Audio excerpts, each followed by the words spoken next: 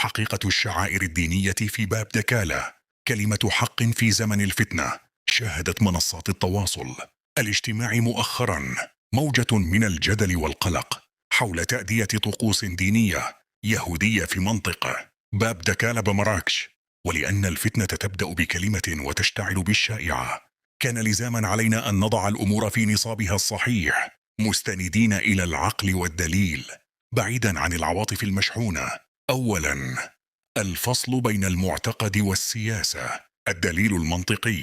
من أكبر الأخطاء التي تقع فيها المجتمعات هي خلط الأوراق. يجب أن ندرك يقينا أن اليهودية كدين تختلف تماما عن الصهيونية كحركة سياسية. الحقيقة ليس كل يهودي إسرائيليا، وليس كل ممارس لشعائره الدينية طرفا في صراع سياسي. إن استهداف الأشخاص بناء على ديانتهم فقط هو انزلاق نحو صراعات طائفية غريبة عن تاريخ المغرب العريق. الواقع العديد من الزوار الذين نراهم هم في الحقيقة مغاربة يحملون الجنسية المغربية أبا عن جد، جاءوا لزيارة أرض أجدادهم وممارسة حقهم الطبيعي في العبادة. ثانيا، روح الدستور المغربي. الدليل القانوني.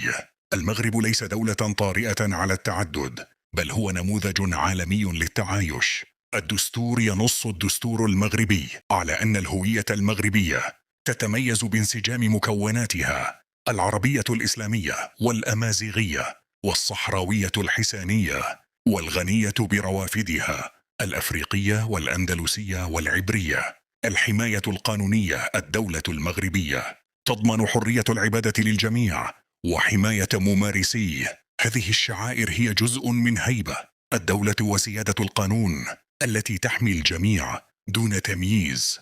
ثالثا، مبدأ المعاملة بالمثل.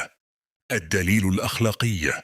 باعتبارنا غيورين على ديننا الإسلامي، نطالب دائما في الدول الغربية أوروبا وأمريكا بحماية حقوق المسلمين في الصلاة وبناء المساجد واحترام شعائرنا. السؤال: كيف نطلب من الآخرين احترام ديننا وتوفير الأمن لنا في بلدانهم، بينما نستكثر على من عاش بيننا لقرون أن يمارس شعائره في هدوء؟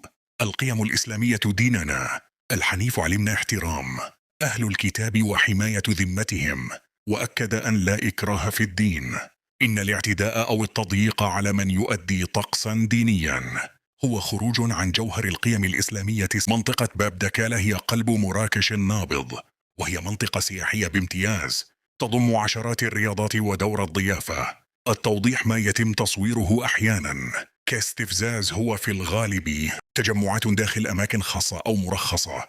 إن تحويل لقطات عفوية إلى مؤامرة هو نتاج شائعات تهدف إلى زعزعة الاستقرار السياحي والاجتماعي في المدينة الحمراء. دعوة للتعقل.